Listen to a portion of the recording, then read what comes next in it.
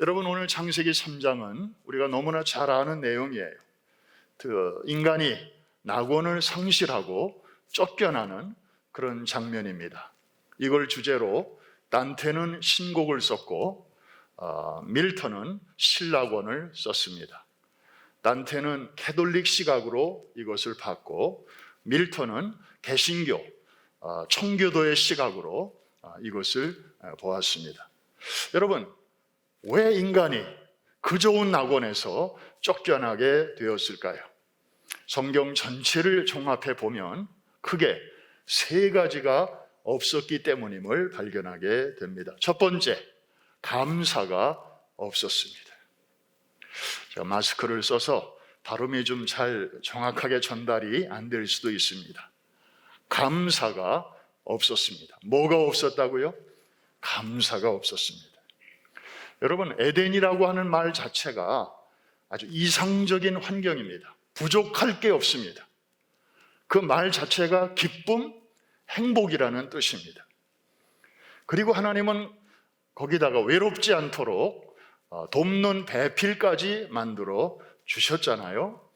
그리고 동산 중앙에 그거 먹으면 영원히 죽지 않는 생명나무까지 놓으시고 사람이 자유롭게 그 열매를 따먹을 수 있도록 배려해 주셨습니다. 정말 이 이상 더 좋을 수가 없었습니다. 영어식으로 표현하면 couldn't be better. 그런데 이런 환경 속에서도 아담과 하와에게 아무리 눈을 씻고 찾아봐도 이상하리만치 보이지 않는 것이 하나 있는데 바로 감사가 없었습니다. 감사가 없으니까 자연히 찬양도 없었습니다.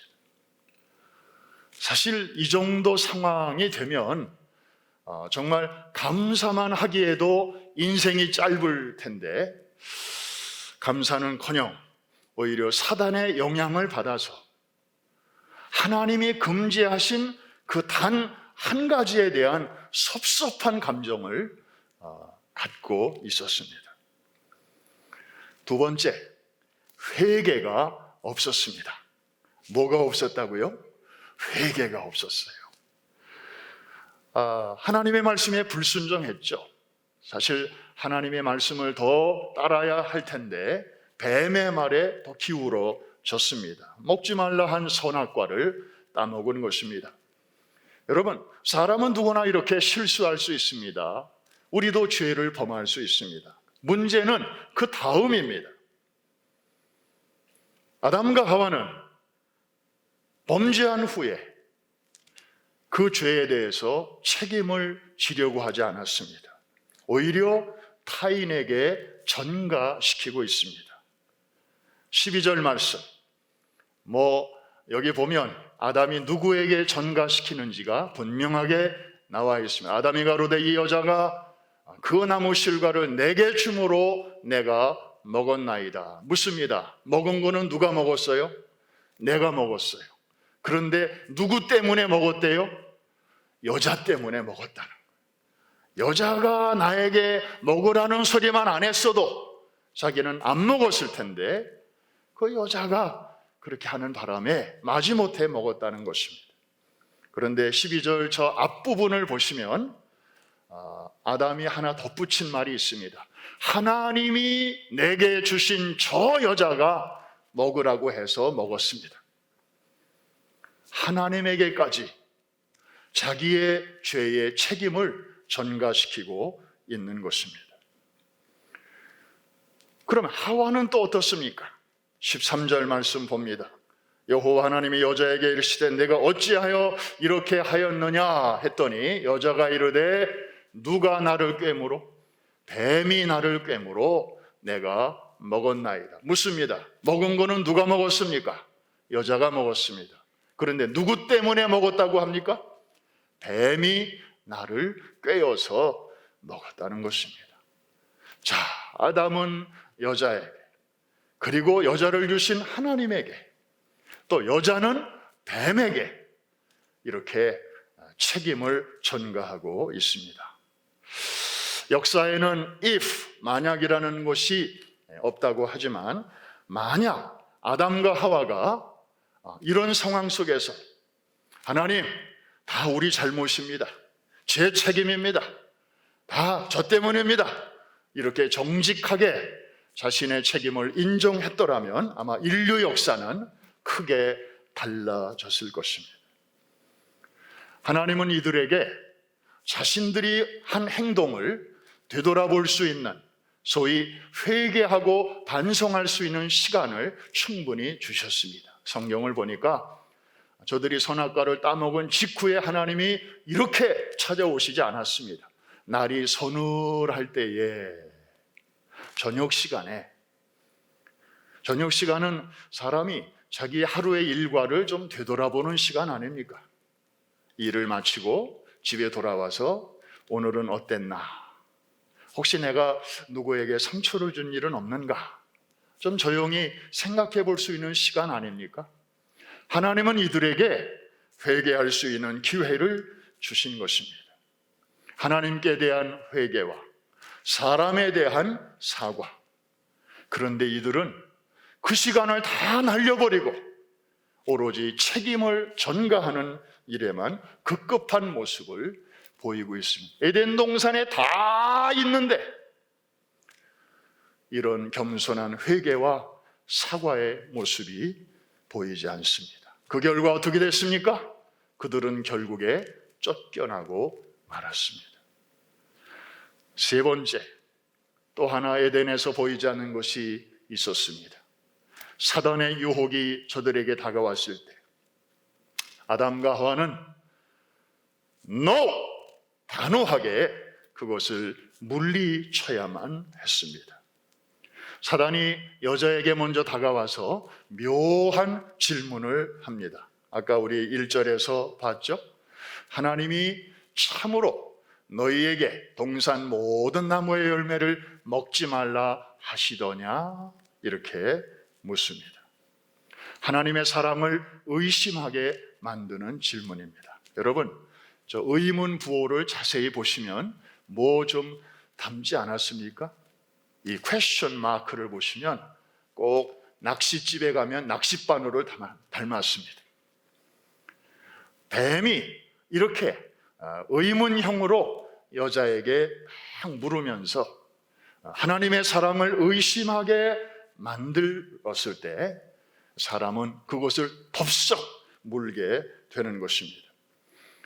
자, 4절, 5절을 보니까 뱀이 아주 이제는 노골적으로 거짓말을 하기 시작합니다. 여자에게 말합니다. 너희가 결코 죽지 아니하리라. 이런 걸 가리켜서 그냥 거짓말이 아니고 새빨간 거짓말이라고 하는 것입니다. 창세기 2장에 보면 하나님께서 분명하게 말씀하셨어요. 선악을 알게 하는 나무의 실과는 먹지 말라. 네가 이것을 먹는 날에는 한번 따라합시다. 정령 죽으리라. 이거는 100% 죽는다 이 말입니다. 죽을 수도 있고 뭐 아닐 수도 있다 그런 말이 아니고 정령 죽으리라. 하나님께서 바로 직전에 말씀하신 바가 있는데 사단은 그것을 정면으로 뒤집어서 결코 죽지 아니하리라. 자, 이렇게 선명하게 흙과 백이 눈앞에 보이는데 하나님의 말씀은 정령 죽으리라. 그리고 사탄은 결코 죽지 아니하리라. 이건 뭐 어린애들도 뭐가 옳은지 판단이 쉬운 상황인데, 그렇다면 이런 상황 속에서는 하나님의 말씀에는 예스를 해야 하고 사단의 말 앞에는 노라고 분명하게 말을 해야 하는 거 아닙니까? 그런데 아담과 하와에게는 노가 없었어요. 만일에 아담이 한국 사람이었다면 인류의 역사가 크게 달라졌을 것이다. 왜 그랬을까? 뱀이 여자에게 다가왔을 때 하와 아줌마가 한국 사람이었다면 당장에 그 뱀을 생포해서 자기 남편을 위해서 뱀탕을 끓여 드렸을 것이다. 몸보신하라고. 그리고 설령 하와가 뱀의 미혹에 넘어갔다 하더라도 아담은 절대로 넘어가지 않았을 것이다. 왜냐? 여러분, 한국 남자가 어디 여자 말 듣는 사람 봤습니까? 요즘 젊은 사람들은 여자 말 잘 들어요. 그런데 우리 옛날 한국 남자들은요, 절대 안 듣습니다. 뭐 암탉이 어쩌고 저쩌고 하면서 안 듣습니다. 결국에 에덴 동산은 다 있었지만 감사가 빠졌고, 잘못했을 때 잘못을 인정하고 뉘우치고 또 용서를 구하는 회개가 빠졌고, 그리고 사단의 유혹이 가까이 다가올 때 과감하게 NO! 할 줄 아는 용기와 결기가 없었습니다. 결국에 그들은 이 좋은 에덴의 축복을 상실하고 실낙원, 쫓겨나게 된 것입니다. 여러분, 다시 오늘을 살아가는 우리의 관심은 오래전에 에덴 동산에서 있었던 그 일이 사실 아니죠. 사실 우리는 이제 매일 아침마다 눈을 뜨면 오늘 하루를 어떻게 헤쳐나가야 하는가, 우리 애들은, 또 우리 비즈니스는, 그리고 우리 교회의 정말 414 선교는 앞으로 금년에 우리가 어떤 식으로 또 잘 꾸려가야 할 것인가, 뭐 이런저런 실제적인 문제의식이 우리에게 많이 있습니다. 정말 주변을 돌아보면 우리의 환경은 전에 비해서 너무너무 열악합니다. 그렇죠? 미국이 정말 잘 나가던 때가 있었습니다. Good old times가 있었습니다. 그런데 이제는 다 옛말이 되었습니다. 그러나 여러분, 희망이 있습니다. 길이 있습니다. 우리가 어떤 상황에 있다 할지라도 거기를 에덴으로 살 수 있는 놀라운 솔루션을 하나님은 오늘 창세기 3장을 통해서 오늘 우리에게 말씀해 주고 있습니다. 그러니까 이 3장은 최고적 얘기로만 생각하면 나와 아무 상관이 없어요. 그러나 그 속에서 아담과 하와는 지금 우리 옆에 없지만 그들을 다루셨던 하나님은 지금도 우리의 예배 가운데 계시는 줄로 믿습니다. 여러분의 삶 가운데 이번 하루, 이번 한 주간에도 함께 하시는 줄로 믿습니다. 그러니까 그 하나님께서 우리 인생들을 어떻게 다루시는가를 알면, 또 어떻게 하면 잃어버린 에덴을 우리가 회복할 수 있는가, 그 원리를 알면 여러분은 창세기 3장에서 놀라운 하나님의 음성을 듣게 되는 것입니다. 할렐루야. 자, 그 하나님의 솔루션은 아까 말씀드린 그 문제를 거꾸로 뒤집으면 솔루션이 나옵니다. 다시 말해서 광야같이 척박한 세상 속에서도 에덴의 행복을 누릴 수 있는 비결이 적어도 3가지가 있다는 것입니다. 한번 따라해 주시기 바랍니다. 문제 속에 해답이 있다. 우리 원로 목사님 설교집 제목 중에 하나입니다. 한 번 더. 문제 속에 해답이 있다. 정말 그래요. 첫 번째, 정말 광야를 에덴으로 만드는 첫 번째 비결은 무엇일까요? 여러분 아까 다 들으셨어요. 솔루션을. 첫 번째가 뭐냐면은 감사입니다. 감사. 사람이 살아가는데 필요한 능력을 말할 때 IQ가 좋아야 된다. 이 머리가 있어야 되고 지력이 있어야 그래도 머리가 될지언정 꼬리가 되지 않는다. 그런 얘기 참 어려서부터 많이 들었잖아요. 그래서 우리 부모님들은 그냥 애들을, 집은 참 경제적으로 쪼들려도 애들은 학교에 꼭 보내셨어요. 근데 그 다음에 조금 지나니까 이제 EQ가 있어야 된다. 사람이 그냥 자기만 똑똑하다고 그러고 잘난 척하면 상대방하고 잘 어울려서 살지를 못하니까 서로 이렇게 공감하고 또 같이 느낄 수 있는 소위 EQ, 좀 정서적인 그런 게 좀 또 있어야 더불어 잘 살아갈 수 있다. 그런 얘기를 많이 하는데, 이것과 함께 우리에게 필요한 것이 또 하나 있다면 그것은 감사지수라는 것입니다. Thanksgiving quotient, 줄여서 TQ라고 말할 수 있습니다. 여러분의 감사지수는 어느 정도 되시는지 혹시 알고 계십니까? IQ는 대충 알고 계시죠? 옛날에 학교 다닐 때 이렇게 해가지고 알고는 계시는데 이 감사지수는 별로 여러분들이 잘 모르실 거예요. 제가 만난 사람 중에 좀 상당한 수준이다라고 생각되는 분의 이야기 하나 소개합니다. 제가 아틀란타에 내려가서 목회하던 때의 일입니다. 안수 집사님 한 분이 토요일 날 이제 가게 문을 닫고 교회로 오셨어요. 다음 날이 주일이기 때문에 또 이제 예배 준비를 위해서 오셨어요. 그런데 주차장에서 강도를 만난 거예요.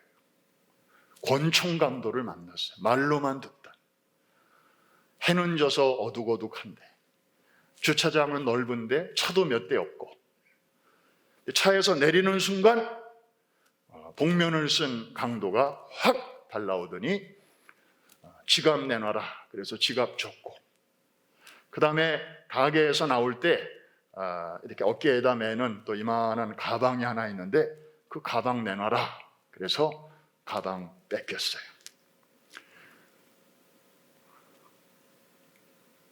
저도 그 시간에 교회 사무실 안에 있었는데 저는 몰랐죠. 바깥에서 무슨 일이 있었는지. 한 30분 후에 그분이 제 방으로 들어왔어요. 얼굴이 하얘가지고. 그런 일이 있었다는 거예요. 그래서 얼마나 놀라셨어요. 그래. 어디 뭐 다친 데는 없나요? 뭐 이제 몇 가지 물었더니 본인도 애써 이제 가슴을 쓸어내리면서 이제 조금 안정이 되는가 싶더니 이런 말을 합니다. 목사님, 그래도 참 감사해요. 그래서 아니 뭐가 감사하냐고 그랬더니 전에는 이런 일이 한 번도 없어서 감사하고요. 그 다음에 오늘 사실 토요일이라 주일은 문을 안 여니까 그 주말 매상을 보통 이제 주말 가방에다가 담아가지고 오는데 오늘은 이상하게 그러고 싶지 않더라는 거예요. 그래서 큰 돈은 가게 안에 있는 금고에다가 잘 놓고 그냥 작은 돈만 가지고 나왔다는 거예요. 이 큰 가방은 도시락, 점심을 싸갖고 다니는 가방이에요. 근데 이 강도는 거기에 돈이 잔뜩 있는 줄로 알고 가게에서부터 쫓아온 거예요. 그래서 달라는 대로 다 줬는데 빈 도시락만 가져간 거예요. 그래서 뭐 신분증이니 뭐니 그런 것 때문에 혹시나 강도가 나중에라도 자기 집을 찾아올까 하는 걱정은 있지만 잃어버린 물건은 그렇게 많지 않다는 거예요. 그런데 세 번째로 감사하다고 한 말이 제 마음을 때렸습니다. 이런 일을 이 주차장에서 당한 게 우리 교회에 온 지 얼마 안 되는 교인이 이런 일을 당했으면 얼마나 마음의 상처가 컸겠습니까? 다른 데도 아니고 교회에서. 뭐 토요일 날 교회에 오는 목적이 뭐 다른 목적이 있겠습니까? 기도하러 오든지 아니면 내일 주일 예배 준비하러 오든지 다 이렇게 성스러운 목적으로 오는 걸 텐데 그 초신자나 온 지 얼마 안 되는 사람들이 이런 일을 당하면 얼마나 충격적이겠습니까? 그런데 그래도 교회를 오래 섬긴 자기여서 감사하더라. 그런 얘기를 제가 들을 때 이분은 정말 다른 건 몰라도 감사 지수가 굉장히 수준이 높은 분이로구나. 그런 생각을 하게 되었습니다. 사랑하는 성도 여러분, 여러분은 지금 어느 수준이십니까? 스스로 한번 점검해 보시기를 바랍니다. 평안한 때는 잘 드러나지 않아요. 막상 그런 일에 딱 부딪혀 봐야 이제 그 사람의 진면목이 그대로 적나라하게 나오는 것입니다. 사랑하는 성도 여러분, 이렇게 한번 감사할 수 있겠습니까? 비록 새해 들어서도 코로나 사태가 만만치 않지만 그래도 우리가 이렇게 신앙의 자유가 있어서 성전에서 혹은 가정에서 온라인으로 혹은 오프라인으로라도 예배드릴 수 있는 게 감사합니다. 공감이 되시는 분들만 크게 아멘. 게다가 요즘은 관심이 백신입니다. 미국은 물론 전 세계적으로 백신이 이제 보급되고 있는데, 이 백신이 보급되기 시작한 것 생각하면 생각할수록 감사할 수 있기를 바랍니다. 여러분, 정말 이거 얼마나 감사한지 몰라요. 사실 온라인상으로 여기에 대해서 좀 걱정하는 그런 분들도 없지 않습니다. 어떤 분들은 이게 666이고 결국에는 베리칩으로 연결되는 거기 때문에 맞으면 절대 안 된다, 또 이렇게 강력하게 또 주장하는 분들도 있습니다. 거기에 대해서 우리 프라미스 교회의 입장을 우리 성도들이 혼란하지 않도록 SNS를 통해서 며칠 전에 다 알려드린 바가 있습니다. 여러분, 코로나 사태의 본질은 영적 전쟁이 아니고 질병과의 전쟁입니다. 바이러스, 병균과의 전쟁입니다. 그래서 우리가 매주일 이렇게 마스크를 쓰고, 설교자도 마스크를 쓰고, 그리고 거리를 이렇게 안전거리를 유지하면서 지금까지 거의 1년 가까이 예배를 드려오는 거 아니겠습니까? 이게 처음부터 무슨 바이러스와의 전쟁이 아니고 영적 전쟁이다, 우리 모두가 그렇게 생각했다면 마스크 이거 뭐하러 씁니까? 성령님이 우리와 함께 하시고 하나님이 우리 편에 계신데 마스크 따위 다 벗어 던지고 뭐 이렇게 거리 유지하면서 예배 드릴 일이 뭐가 있습니까? 다 촘촘히 앉아서 그냥 믿는 사람들은 군대 같으니 그러면서 막 승전가를 부르면서 예배를 드렸어야 할 것입니다. 그러나 그것이 아니기 때문에 우리가 이 여러 가지 규정을 준수하면서 여기까지 왔습니다. 백신도 마찬가지입니다. 영적인 차원이 아니라 의학적인 차원으로 이해하시고 안심하고 또 차례가 되면 백신 접종을 받으시기를 바랍니다. 사실 우리는 지난 3월부터 이제 예배 마치면 5분, 10분 자리에 앉아서 10가지 기도의 제목을 놓고 우리가 늘 기도해 오지 않았습니까? 그 중에 첫 번째 기도 제목이 뭐였습니까? 어서 속히 백신과 치료제가 개발이 되어서 우리가 일상으로 돌아갈 수 있게 해달라고. 아마 오늘도 예배 마치면 그 기도 제목이 여기 뜰 것인데, 저는 그 첫 번째 기도 제목 아마 여러분들도 거의 다 암송할 정도가 되셨을 것입니다. 그런데 드디어 그 소식이 오게 된 것입니다. 여러분 기도의 응답이기도 한 것입니다. 물론 이러한 백신과 치료제가 참 순수하게 죽어가는 사람을 살릴 수 있는 그런 의약품인데, 이것이 정치적으로나 혹은 영적으로 악용될 가능성도 왜 없겠습니까? 그런 것에 대해서는 우리가 크리스찬으로서 두 눈을 크게 부릅뜨고 감시해야 할 것입니다. 그래서 여러분, 에덴 동산은 이렇게 모든 것을 완벽하게 갖춘 그런 환경이었지만 감사가 거기 빠지니까 문제가 생겼습니다.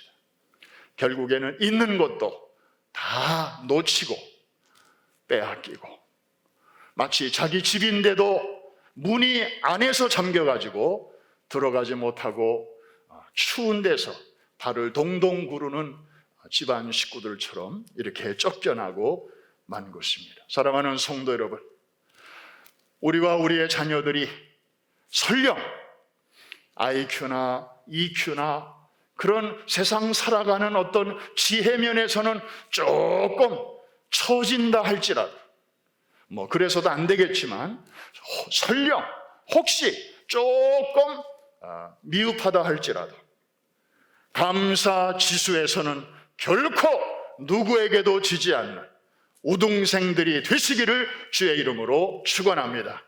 여러분들의 목장에서 아이고 그 집사님은 감사의 챔피언이야, 저분은 어떤 상황에서도 오뚜기처럼 그저 감사가 먼저 나와, 이렇게 인정받는 귀한 감사의 우등생들이 되시기를 주의 이름으로 축원합니다. 이게 바로 오늘과 같은 코로나 시대 속에서도 여러분의 가정을, 여러분의 일터를, 여러분의 삶의 자리를 에덴으로 누리는 첫 번째 비결인 것입니다. 두 번째로는 sorry, 미안합니다, 죄송합니다. 하나님께는 회개로, 또 가까운 사람들에게는 사과로, 그 표현이 바로 sorry죠. 이거를 잘 하면 광야가 에덴이 됩니다. 여러분, 이런 얘기가 있습니다. 이웃에 사는 두 집이 있었습니다. 한 집은 매일같이 싸우는 소리가 나고요, 다른 한 집은 매일같이 웃음소리가 그치지 않습니다. 그래서 이 집 남자가 이 집 남자에게 그 비결이 뭐냐고 물어봤습니다. 그거 간단합니다. 우리 집에 사는 사람들은 다 나쁜 사람들만 모여 살다 보니 우리는 이렇게 행복합니다. 그래서 이게 무슨 말씀이냐고 그랬더니 이 사람이 이제 설명을 하는 것입니다. 가령 내가 방 한가운데 놓여있는 물그릇을 지나가다가 실수로 발로 쳐가지고 물이 바닥에 엎질러졌다고 하십시다. 그러면 아내는 그걸 보면서 이렇게 말한다는 거예요. 어머 여보 미안해요. 내가 그거를 좀 다른 데다 잘 넣어야 되는데 방 한가운데다가 놔가지고 그게 그렇게 됐네요. 미안해요. 그럼 그 말을 들은 남편은 아니야, 내가 쳤는데 내가 부주의해서 그래, 다 내 탓이야, 이렇게 말을 한다는 것입니다. 그러면 그 한 집에 모시고 사는 어머니는 또 그 광경을 보면서 이렇게 말한다는 거예요. 아니야. 나이살 먹은 내가, 하루 종일 집에만 있는 내가 그거를 좀 미리 잘 치워야 되는데 내가 그걸 못해서 그래서 일어난 일이야, 내 탓이야 라고 다 나쁜 사람들만 모여 살기 때문에 더 이상 싸울 일이 없다는 거예요. 싸움을 걸어도 싸움이 이게 이루어지지를 않는다는 것입니다. 사랑하는 성도 여러분, 여러분의 가정에서도 이런 의미에서 나쁜 사람들만 모여 사는 그런 에덴의 천국을 경험하게 되시기를 주의 이름으로 축원합니다. 여러분, 다윗은 참 훌륭한 왕이었습니다. 어려서부터 참 하나님의 사랑을 받는 하나님의 사람이었습니다. 하지만 그에게도 실수와 허물은 있었습니다. 자주 하지는 않았지만 한 번 실수했다 하면 대형 사고를 치는 그런 스타일이었습니다. 여러분들이 아시는 대로 부하의 아내와 간통을 해서 임신을 시켰습니다. 그리고 그것을 가리우기 위해서 충성스러운 부하를 사지로 몰아내고 적군의 화살바지로 죽게 했습니다. 결국에 한 평화로운 가정을 산산조각 내는, 요즘 말로 말하면 가정 파괴범이었고, 그리고 살인자였고, 그리고 간통자였습니다. 그럼에도 불구하고 다윗에 대한 하나님의 평가는 의외였습니다. 사도행전 13장 22절, 내가 이새의 아들 다윗을 만나니 내 마음에 맞는 사람이라, 내 뜻을 다 이루리라. 도대체 이유는 뭘까요? 하나님이 그냥 눈 감아 주신 걸까요? No. 하나님은 사랑의 하나님이시지만 동시에 정의로우시고 공의로우신 분이십니다. 그런데도 왜 하나님은 다윗에게 저런 관대함을 베푸시는 걸까요? 그 이유는 이것입니다. 그가 사고를 쳤을 때, 잘못했을 때, 실수했을 때 다윗이 한 가지 잘한 거 있었습니다. 쏘리를 잘했습니다. 여자는 보통 한 달이 지나면 임신 여부를 알 수 있습니다. 그리고 10달이 지나서 그 아이를 출산합니다. 다윗이 그랬습니다. 그런데 보니까 그 아이를 낳은 직후에 나단이라는 선지자가 다윗에게 찾아옵니다. 하나님이 보내신 거죠. 그 나단이 전하는 그 메시지를 듣고 다윗은 그제서야 자신의 잘못을 깨닫고 사람 앞에서와 하나님 앞에서 그 죄를 회개하기 시작합니다. 여러분, 이거 잘 생각하셔야 됩니다. 다윗이 범죄한 직후에 깨닫고 회개했다. 많은 분들이 그렇게 생각하는데요. 첫애를 그 간통을 통해서 낳은 아이가 출생한 이후에 다윗은 회개했습니다. 그러니까 이 부정한 삶을 9개월 내지 10개월 동안 살면서도 회개하지 않았다는 것입니다. 최소 그런 시간이 걸렸다는 것입니다. 그때까지 다윗은 자신의 죄를 숨기고 있었습니다. 다윗의 마음이 편했을까요? 천만에요. 아마 조마조마했을 것입니다. 이러다가 어디서 터지지,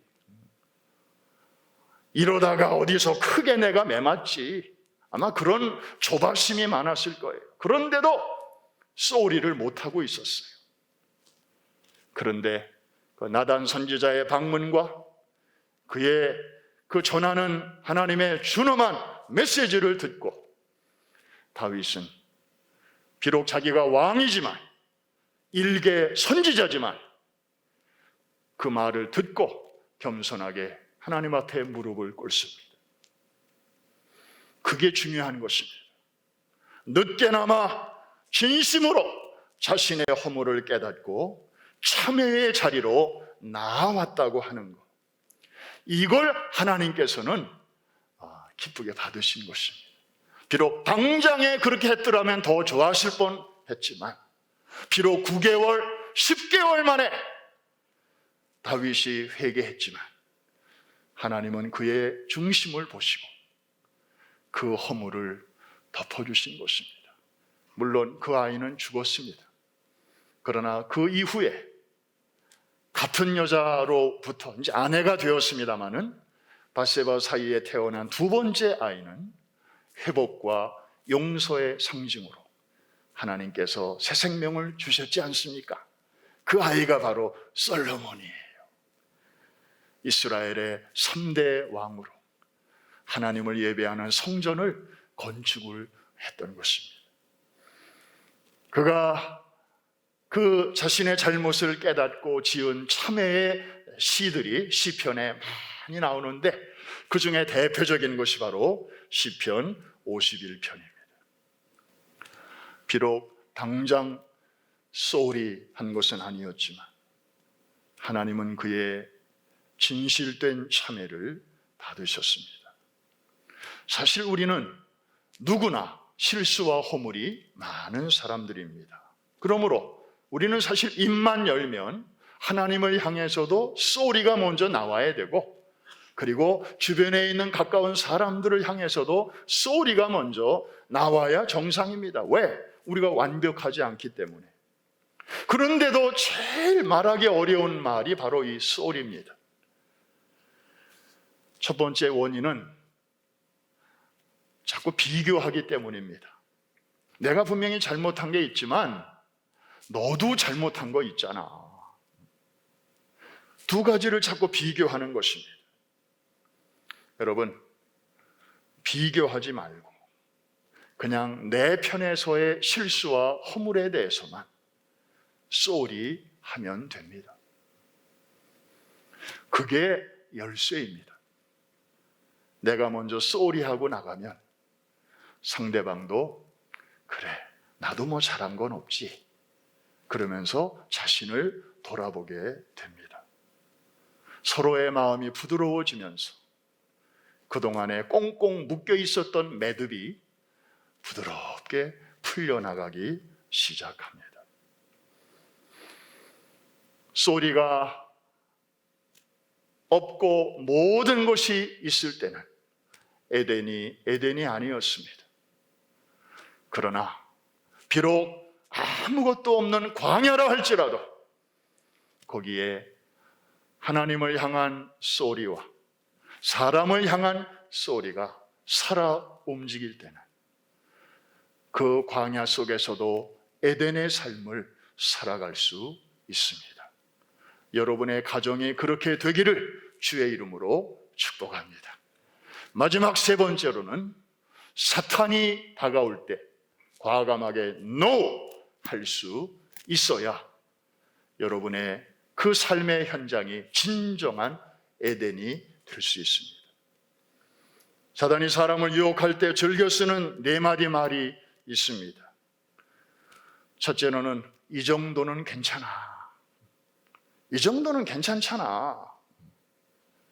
여러분, 큰 물고기 낚시할 때 미끼 봤습니까? 큰 물고기도 작은 미끼에 걸리는 것입니다. 두 번째로 딱 한 번인데 뭐. 세 번째로 자주 쓰는 카드가 아직 젊으니까 대충 하고 신앙생활은 나중에 잘하면 돼. 지금은 좀 즐겨. 마지막 네 번째로는 누구나 다 그렇게 사는데 뭐. 여러분, 에덴 동산에서 사탄은 회색의 모습을 하고 아담과 하와에게 접근하지 않았습니다. 하나님의 말씀에 대하여 정면으로 반대되는 내용을 가지고 와서 접근했습니다. 하나님의 말씀이 하얀색이라면 사탄의 말은 검정색이었습니다. 분간하기가 아주 쉬웠습니다. 노하기가 참 어려운 상황은 아니었습니다. 그런데 그렇게 하지를 못했습니다. 사랑하는 성도 여러분, 이제 노해야 할 때는 여러분들이 과감하게 노하시기를 바랍니다. 하나님의 말씀에 대해서는 정말 설령 그렇게 할 때에 내게 불이익이 온다 할지라도 yes! 할 수 있기를 주의 이름으로 축원합니다. 사단이 다가올 때 그렇게 하면 내게 유익이 된다 할지라도 과감하게 no! 할 수 있기를 바랍니다. 그럴 때 비로소 에덴의 문은 여러분 앞에 열리게 될 것입니다. 감사, sorry, no, 이 세 가지가 이 코로나 시대 속에서 정말 앞을 바라보면 광야요, 주변을 바라보면 사막 같은 이런 상황 속에서도 에덴의 삶을 살아갈 수 있는 비결임을 하나님은 오늘 우리에게 알려주셨습니다. 이제부터 여러분의 삶이 이렇게, 그래서 우리가 광야에 길을 내시고 사막에 강을 내신다는 그 하나님의 말씀이 뭐 어느 날 갑자기 짠 하고 그냥 하늘에서 뚝 떨어지는 그런 삶으로만 기대하지 말고 여러분의 삶 속에서부터, 작은 일에서부터 그런 기적을 만들어가게 되시기를 주의 이름으로 축원합니다. 축복합니다.